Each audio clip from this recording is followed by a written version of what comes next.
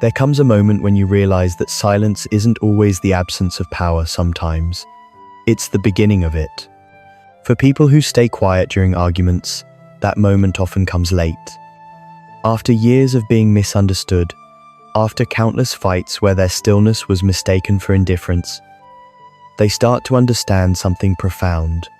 Silence, when chosen consciously, is not retreat, it's restraint. It's the art of holding your peace when chaos tries to take it from you. But before silence becomes strength, it begins as protection. And before it becomes wisdom, it starts as fear. That transformation doesn't happen overnight. It's something that grows slowly, through pain, through reflection, through learning how to balance the need for calm with the courage to communicate. At first, silence feels defensive. It's the body's instinct to close the door before the storm floods in. But with awareness, that same silence becomes intentional, a pause instead of a wall, a conscious choice instead of a reaction. You start to recognize when your quiet is helping and when it's hiding. You realize that the goal isn't to avoid conflict, it's to navigate it differently.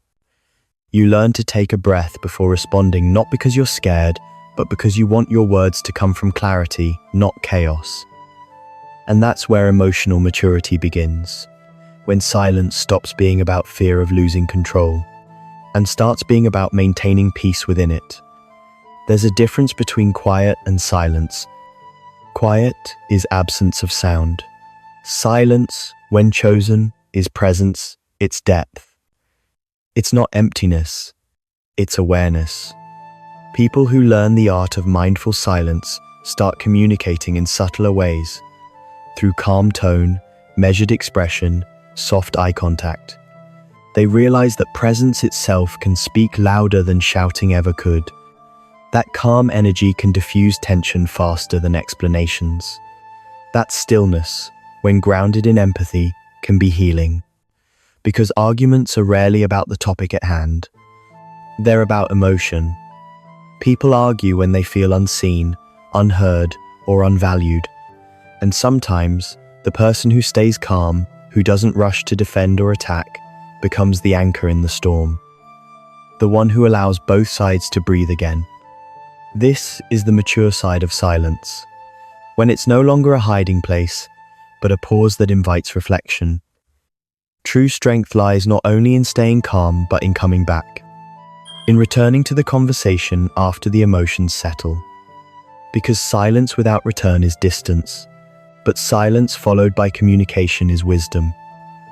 The people who master this balance learn to say things like, "I wasn't ignoring you, I just needed time to process.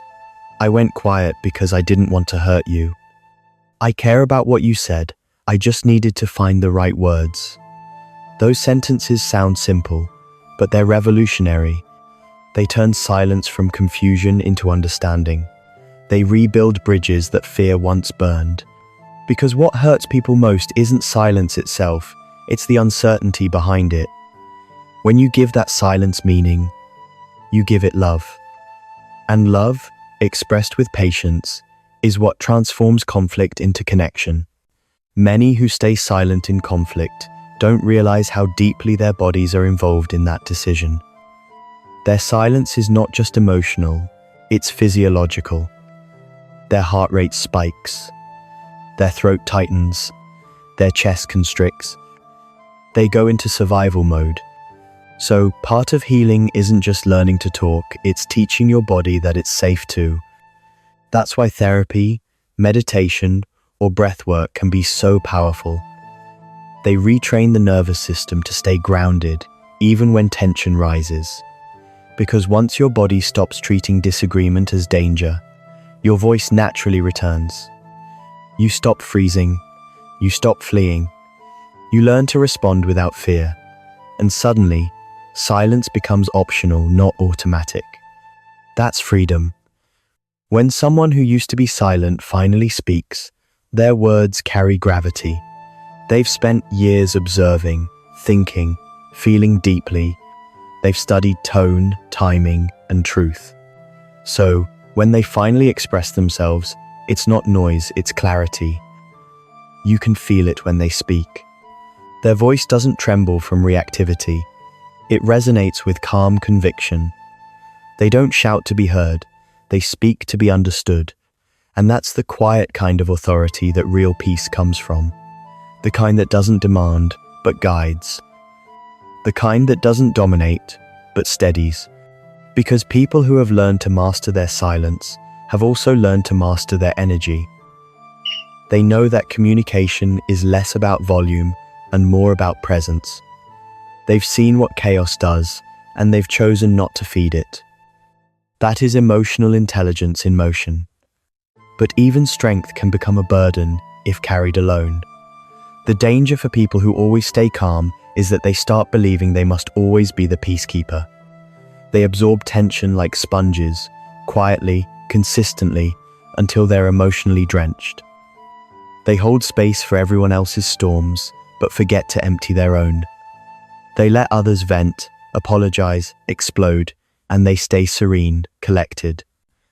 Until one day, the silence cracks. Not in noise, but in exhaustion. Because holding peace is beautiful, but not if it comes at the cost of your truth. You can't keep swallowing words and call it maturity. You can't keep internalizing conflict and call it peace. Real peace isn't silence. It's communication that doesn't destroy. It's honesty spoken with care. It's learning to say, I'm calm, but I'm also hurt. That's the kind of honesty that sustains relationships, not endless quiet, but gentle truth. Healing the habit of silence doesn't mean becoming loud. It means becoming visible again, emotionally visible. It means showing people your calm isn't detachment, it's depth. That your pauses are reflection, not withdrawal. And the more you practice that openness, the more people start to understand you. Conversations begin to change. Instead of being accused of shutting down, you start being seen as grounded. Instead of being cornered for not reacting, you're appreciated for responding thoughtfully. This shift is subtle but powerful, because now your silence isn't confusing anymore, it's respected. And once silence is respected, it can finally serve its true purpose: peace, not punishment. The most powerful voices are often the softest. They don't dominate the room, but they center it. They don't fight to win, they speak to connect. If you're someone who stays silent during arguments, know this: your calm is not a flaw, it's your starting point. It's the place where empathy grows. But let that calm also make room for expression. Don't let your stillness erase your voice, because your insight, the one that comes from observation, from restraint, is exactly what the world needs more of. Learning to express it doesn't mean abandoning peace, it means giving peace a language. That's how your silence evolves from self-defense into strength, when it begins to heal not just you, but the people around you. There's a quiet kind of wisdom that lives in those who know when to speak and when to stay silent. They've learned that not every battle deserves a reaction, and not every truth needs to be shouted to be real. They understand that sometimes silence protects peace better than words ever could. But they've also learned this: that silence only becomes wisdom when it's followed by truth. Otherwise, it's just distance with good manners. Real maturity is the ability to pause and to return, to stay calm and stay present.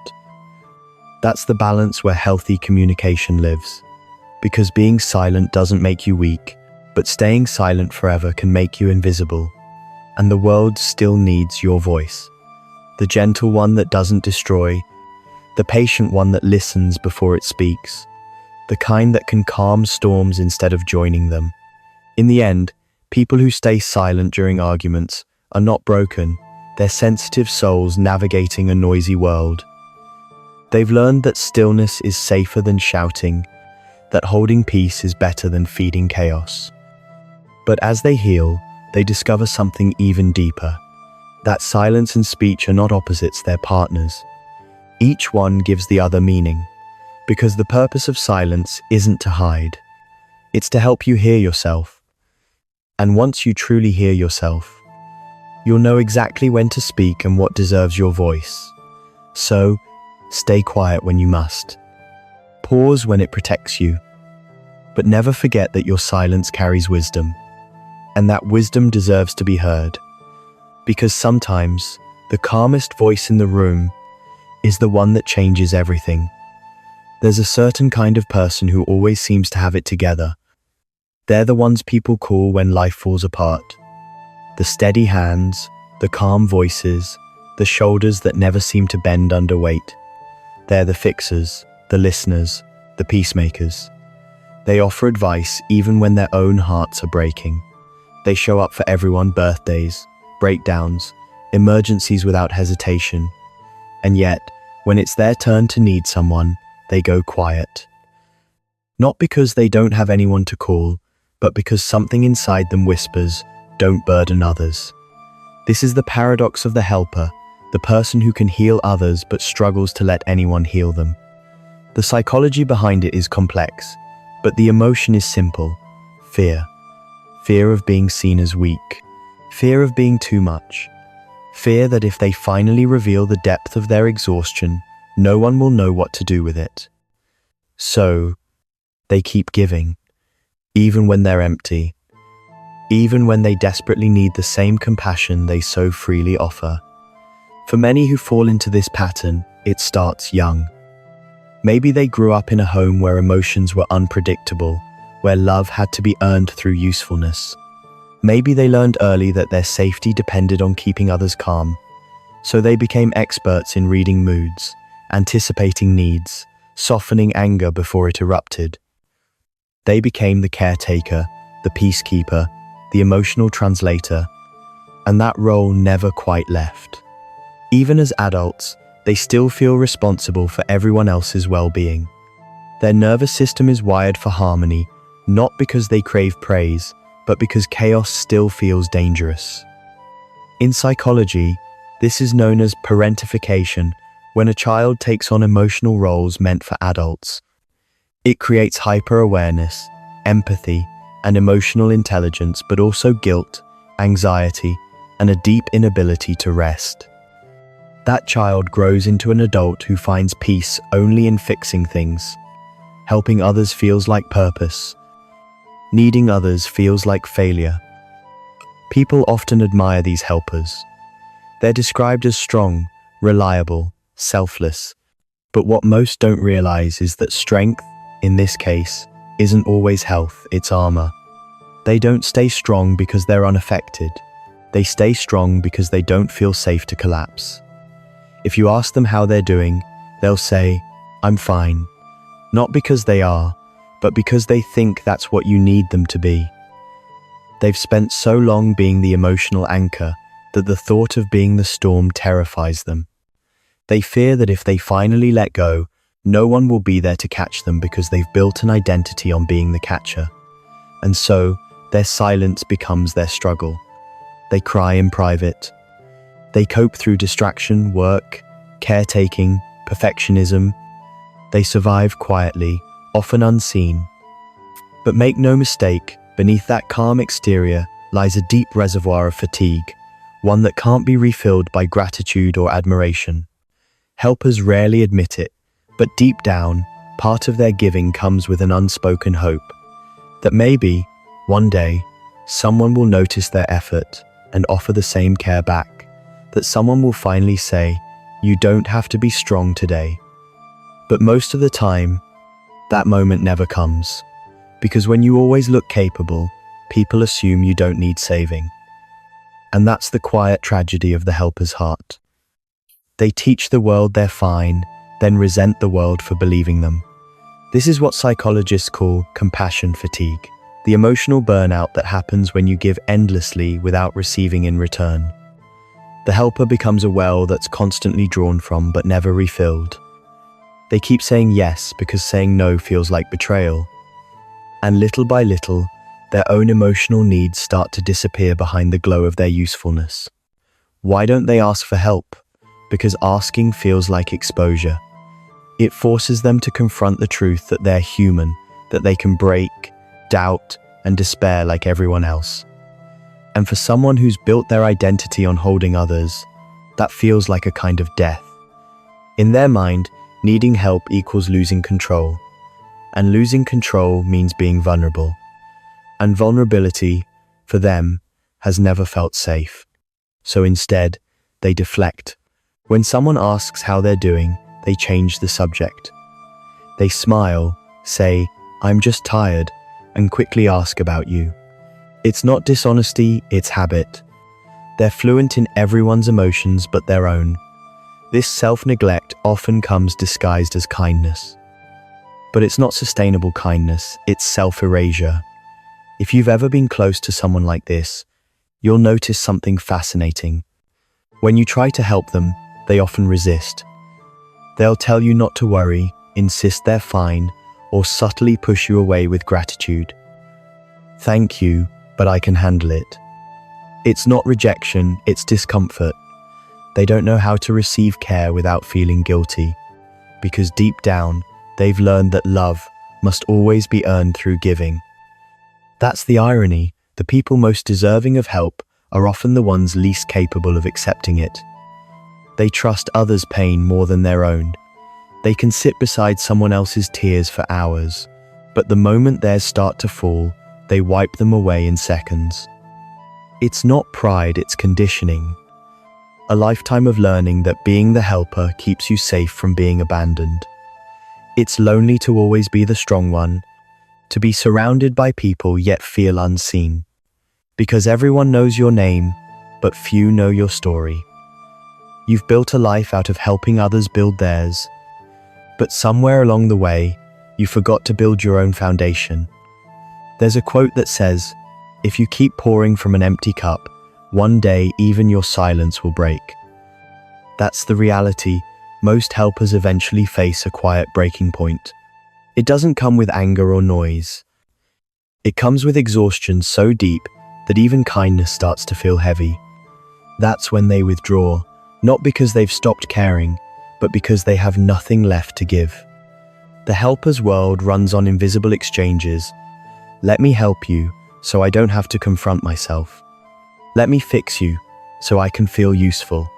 Let me hold your pain, because it's easier than holding my own. It sounds selfless, but it's really a hidden form of self-preservation. By focusing on others, they avoid their own chaos. By being needed, they feel safe.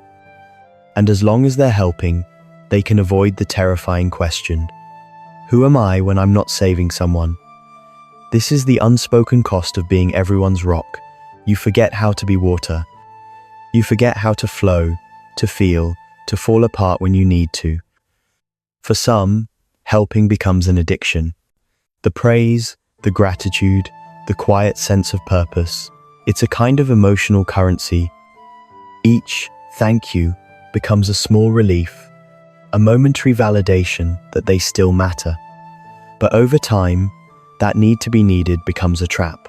They start surrounding themselves with broken people because it gives them identity. Without someone to save, they feel lost. Psychologists call this the rescuer complex, a pattern where helping others becomes a substitute for self-worth. But the problem with rescuing is that it often prevents real healing. Because true healing requires equality, and the helper rarely allows that. They'll give endlessly, but the moment you try to give back, they retreat. Because equality feels unfamiliar. It threatens the identity they've built their safety around. Every helper eventually reaches a crossroads. It's quiet, often private. Maybe they're sitting alone after another long day of being the strong one. Maybe they finally notice how tired they are, not physically, but soul-deep tired.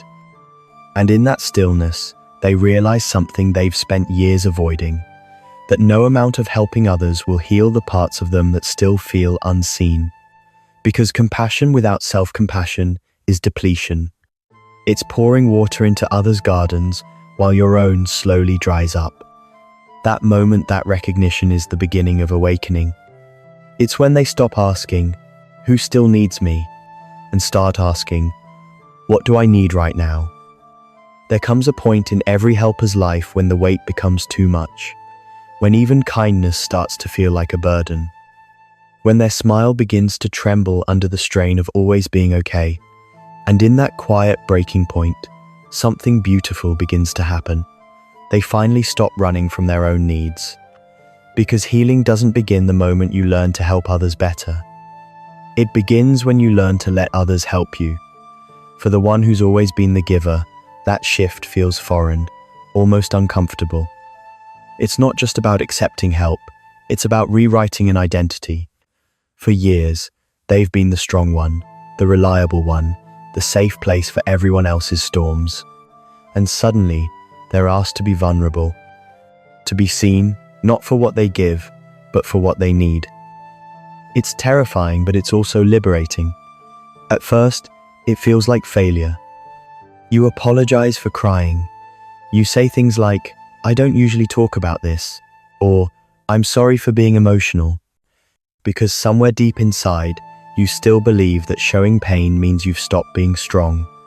But the truth is, that's when real strength begins. When you stop pretending you don't need anyone. When you realize your worth doesn't depend on what you can carry.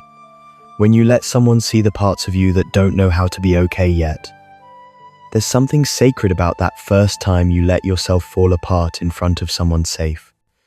It's like exhaling after holding your breath for years. And in that release, you discover that being held doesn't make you weak, it makes you human. Most helpers don't fear helping, they fear needing. Because needing has always been tied to disappointment. But as they heal, they start to learn something profound. Asking for help isn't a burden, it's a bridge. It's what turns relationships from caretaking into connection.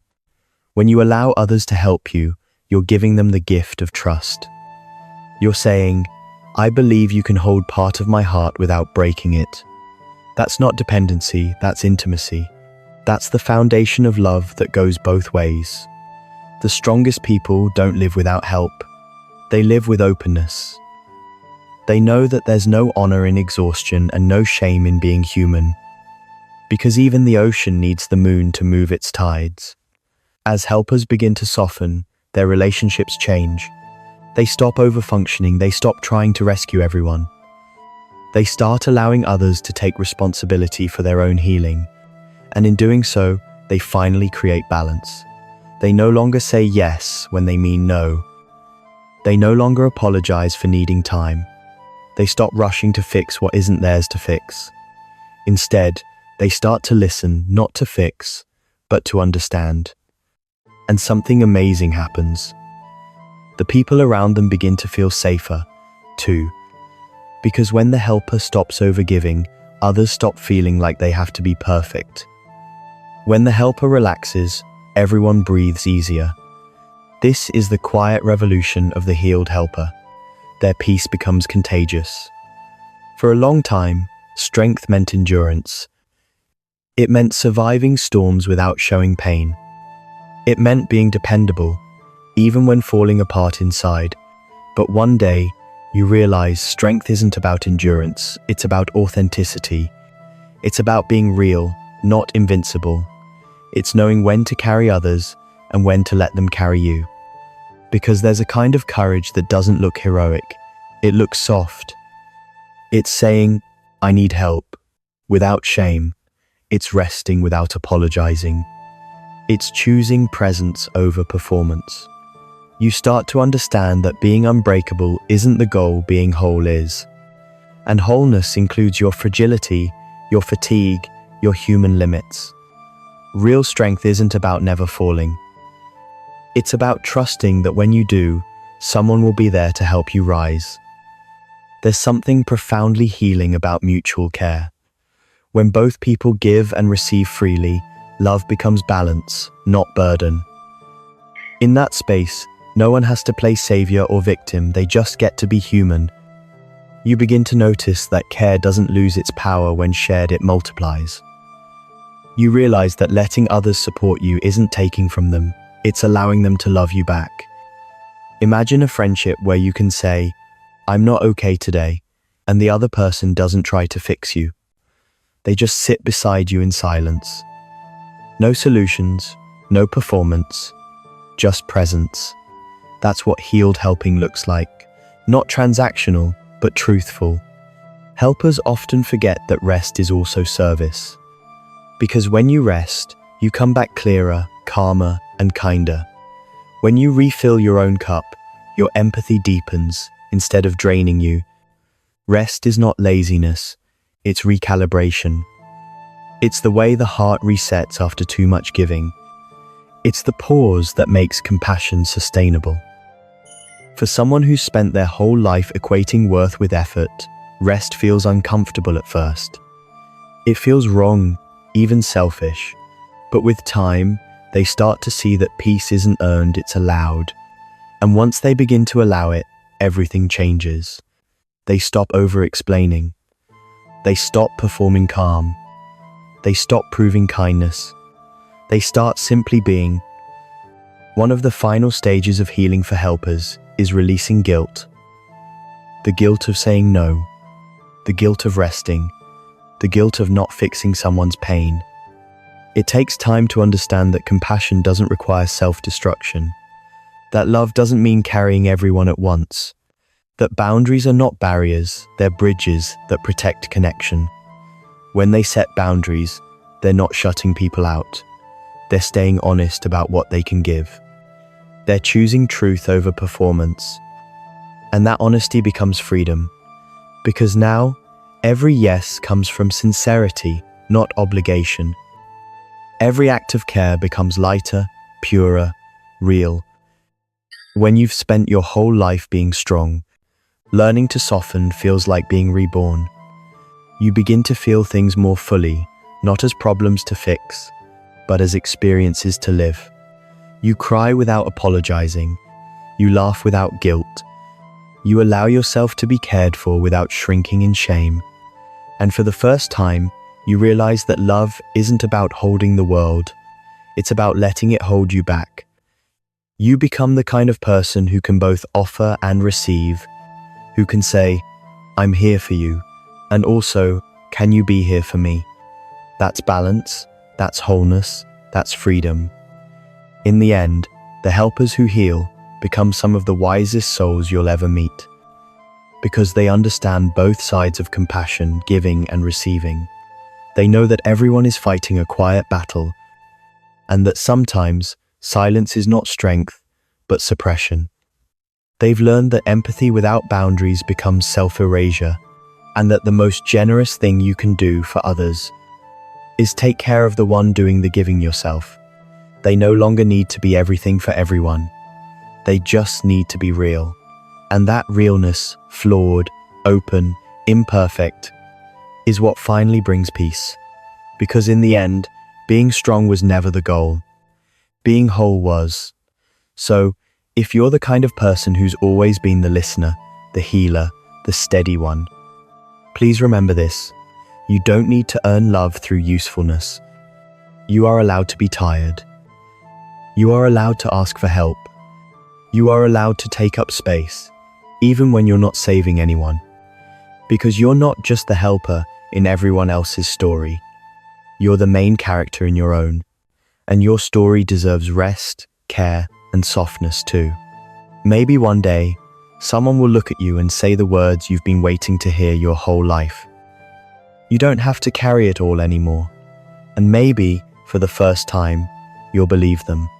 Because healing isn't about helping more. It's about realizing you were never alone to begin with.